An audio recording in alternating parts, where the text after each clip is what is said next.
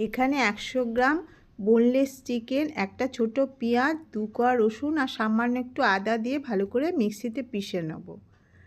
এভাবে পিষে নেওয়ার পর ফ্রাইং প্যানে একটু জিরে আর তেল দিয়ে এতে বসিয়ে দেবো।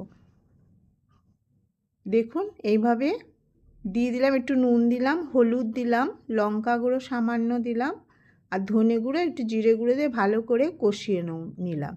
নামিয়ে দিলাম। এবার আটাটা মেখে নিয়ে দুটো লেচি করে নিয়েছি আমি। এখানে আটাটা যেরকম সাধারণ মাখা হয় সেইভাবে একটা বড় রুটি করব, একটা ছোট রুটি করব।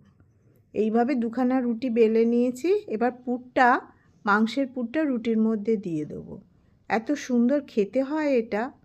এইভাবে প্রত্যেকটা পুর ধারে ধারে দিয়ে দেবো। সামান্য একটু চিজও প্রত্যেকে দিয়ে দিলাম।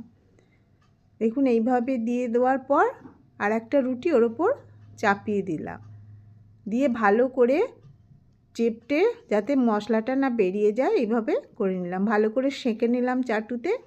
দেওয়ার পর দুপাশে ঘি মাখিয়ে ভালো করে ভেজে নেব। এটা ডিনারেও খেতে পারেন, আবার ব্রেকফাস্টেও খেতে পারেন।